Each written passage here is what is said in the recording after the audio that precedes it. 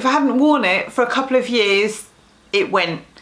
If I made it last year, so it's a fairly recent make, but I don't reach for it, that went straight in that bag as well. This bowl sums up today's video, I think. Hi everyone, I'm Hales and welcome to my channel. I'm in the process of sorting out my sewing space. I say it's my sewing room. It's the conservatory in our house, which is open plan to the rest of the house. So I do not have doors that I can just close and so everybody sees it and it just lies out. And I have felt really overwhelmed. There is a playlist that I set up on my channel which goes through, I've had 2 episodes so far, so if you could do episode 1, you'll see the full extent to the hidden mess, because there was just stuff. My drawers were absolutely rammed full of fabric and patterns, and I had fabric on my chair because I had no room to hide it or store it or anything else. So I'm in the process of trying to get organised. It has overwhelmed me so much that I haven't really felt in the mood for sewing for about a month now. I did make a beach bag because that's something I needed and I was very focused on making that. But in terms of clothes, it's been a while. So I'll show you where I'm up to this week and what's gone on. And I have been organising my PDF patterns, so I thought you might be interested how I've organised it, how I used to have it and how I've got it now, which is not perfect, but it's a lot better system than what I did. I also got rid of like quite a lot of clothes, and I have bagged up some more clothes. I went through, we have fitted cupboards in our bedroom as well as a wardrobe, and so I've been through both because my wardrobe is absolutely rammed and I think I still need to go back in there and just go through everything again. So basically I have clothes which I've made and clothes which I've bought, and there's stuff there which has been, you know, 2 or 3 years, and if I haven't worn it and I haven't reached for it, why have I still got it? So I started off with fabric. Any remnants and scraps got bagged up, went to the textile recycling bin. Stage 2 or phase 2 was fabric which was a decent length to make something with, but I just had chosen not to make anything with it. So I did set up a DStash account on my Instagram. I will be probably closing that or deleting the post on that very shortly because I sold a few patterns and a few fabrics. There are still patterns there and fabric sitting there, and I think because then I'm waiting to see if anyone wants to buy it, it's then still in my drawers. I need it out of the house, so I'm just going to bag it up and it's going to go to the charity shop. I went to the charity shop last week. They didn't take handmade clothes, but they would take fabric, and she said, oh, we have like a craft club which happens like above where the charity shop is. We would love that. Oh, that's great. So that was quite good. So I know that any fabric that nobody wanted and I'm not able to sell, it's too good to put in the recycling bin, but it will be then donated to the charity shop, so hopefully they can use it in their sewing club. I wasn't sure what to do with my handmade clothes because there are things that I've made I don't like, that don't suit, I don't like the colour. Perfectly wearable, not worn out, not old clothes or anything like that, but just stuff which I wasn't reaching for. I have learned the skill from making the item, but now it's time to just remove that from my space. So I bagged that up. My dad reminded me that the Salvation Army actually has some donation bins in the supermarket car park, and I was like, of course, I've never used them. I just completely forgot they were there. So you literally just open the hatch, put the bag in, close it. I donated 4 bags of good clothing, and some was so there was some ready to wear, some brand new jeans that I'd had for years and didn't really fit when I bought them, but because they were too small with the skinny jeans. But you know, there was always that hope that they will, which is ridiculous. So I was like, right, get rid of those, and then hopefully they can actually give them to somebody who will actually need them. Some of the women's some of the women's refuge places around here had notices on their websites that they weren't taking donations because they were full, because I guess everyone has donated after lockdown. So that was a really good option. It was really close by, and I have another bag because I found coats and jackets.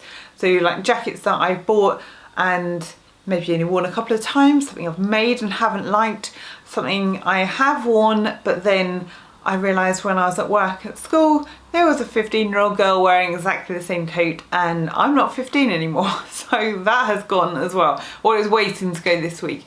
I feel a lot more lighter. I feel like that burden is going, but I'm still not there. I'm doing it in slow bits. So each week 3 or 4 bags will go, and then I'm hopefully gonna feel that I have more space and that everything's a bit more organised. Now I have PDF patterns. I had more than I realised. So I had them in brown envelopes where I would just put a Sharpie pen and write the name of the pattern, not even the size, just like the name of the pattern on the outside, and everything's like shoved in. So when I'm printing out on printer paper, that's thick paper. When it's all folded and then you have like sleeve options and that kind of thing. So then you put it in and then shove them all in a drawer like I had, and they were ripped and they just looked awful. And then I had things that I printed out on the first sort of PDFs then first came about, and it didn't really fit. But why did I still have it? So I had a stash of them. Some of them went into the recycling bin, and with the others, I'll show you. I have a drawer. Let me plonk it up here. So this is one of my drawers. Now I think it was last week that I showed you I bought these files from Amazon, and there is a card, I think it's called the Oxford Top File. So it has the 3 flap option, so it stops anything from sliding out, and then because it has the elastic on, it will hold things all together. So it's sort of, there's room for a bit of expansion. I still have quite a few left because I bought a box of 50, but I have used a lot. And what I wanted to do was print out the picture of the item and put that on the front, and then put the size guide on the inside. I don't think I have that for everything, but I did go in and print out the picture. So this is the Colette Sorbetto, and then I've written it in pencil so I could reuse the file. I'm not sure what's that. Oh, there we go. So when I've got them all stacked up, I can then look and then see that's the pattern. My battery is flashing, so I think this might die in a minute. So I need to really put on that one, put the size chart. But this was a printed out copy. I've made the Sorbetto a couple of times, but I'd reprinted it. I haven't even stuck this one together. So I know this hasn't been cut to size. Some of them have, but I've printed all of the pattern pictures out. Someone recommended watching The Minimal Mum, and who is a minimalist, but she says something really good. And she said, when you have something, sometimes you're thinking about the money that you spent on it, and that, well, that's worth how much money. That is like that £15, or that is that £20.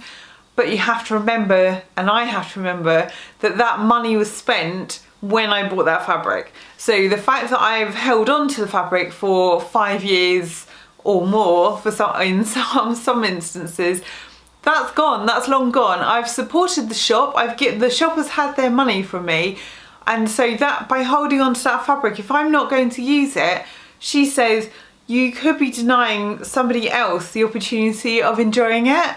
So if I'm not going to use it, I've given that money's been spent, I've tried to sell some of that fabric.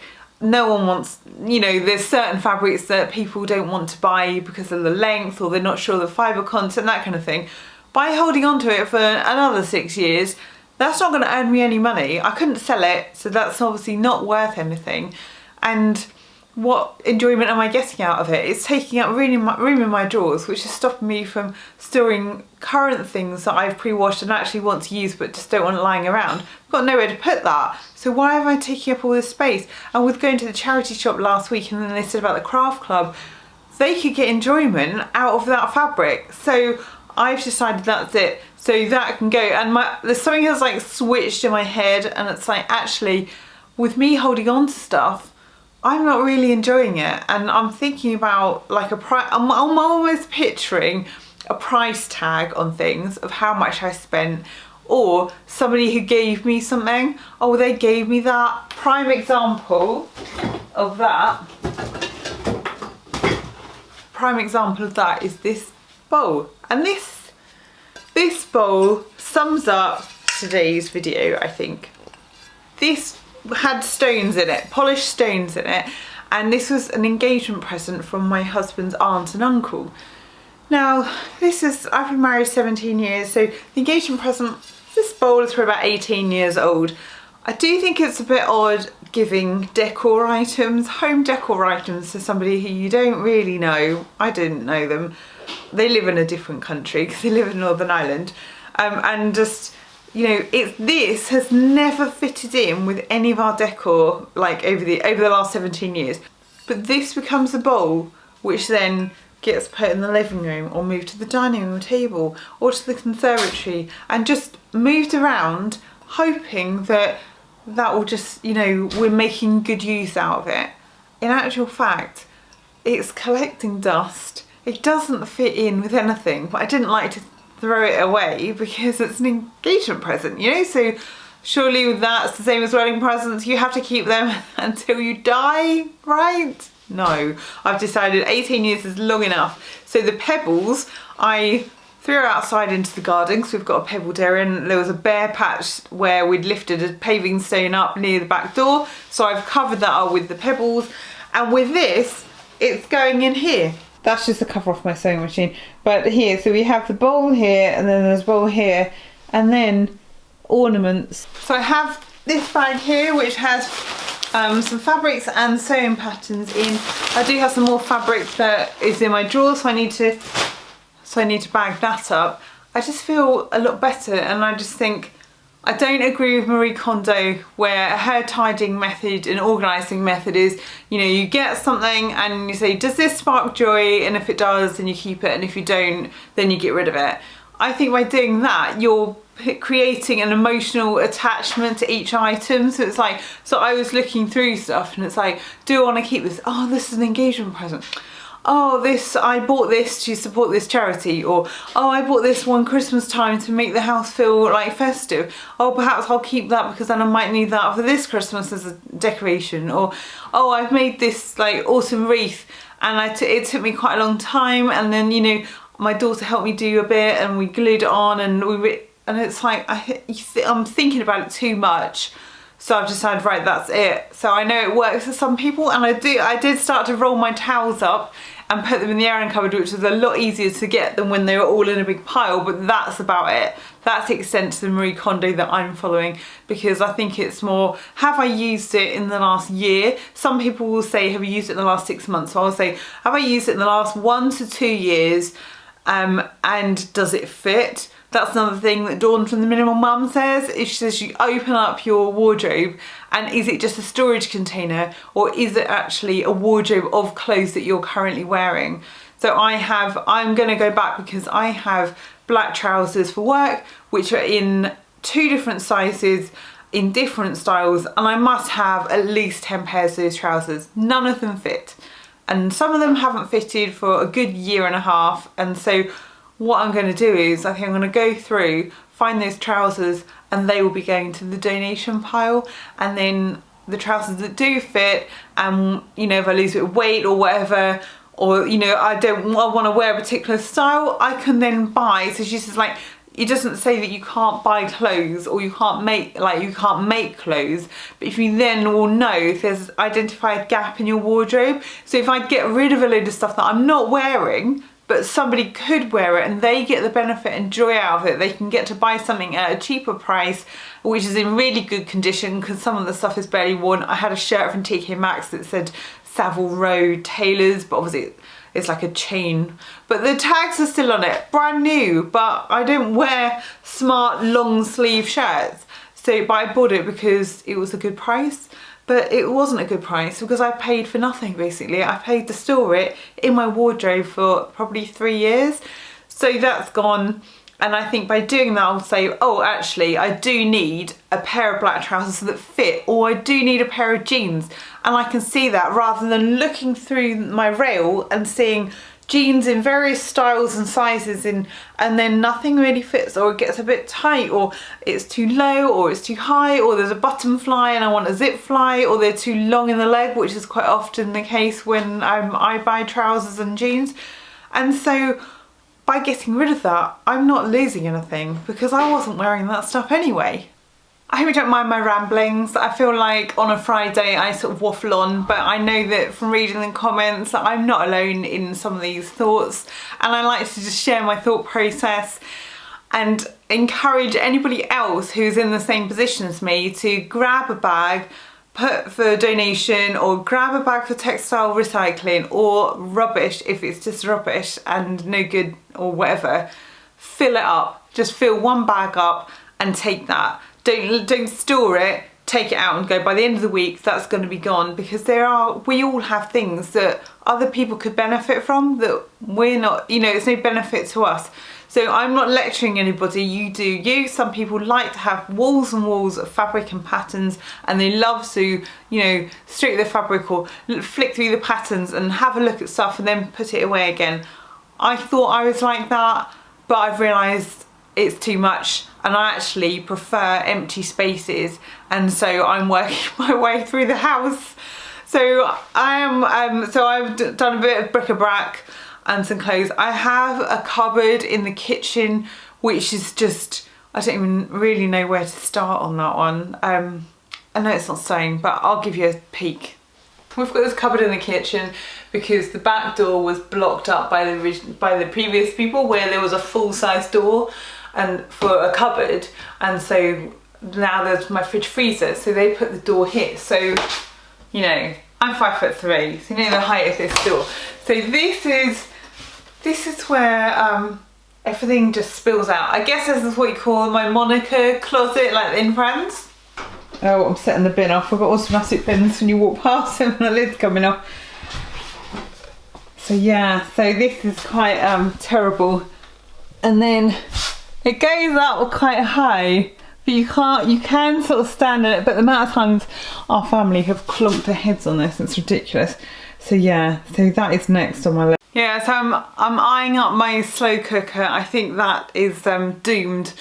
I think I've used it once in the last, I'm pretty sure I didn't use it last year, maybe once in the last 2.5 years.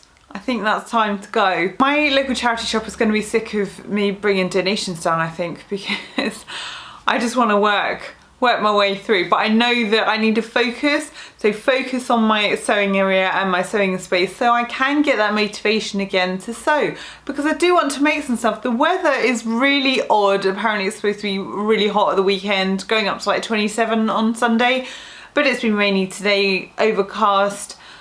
And so I'm quite happy in jeans and a t-shirt, but I know that if it gets full on sunny weather, I will want to wear something summery. But at the minute, my winter wardrobe is seeing me through.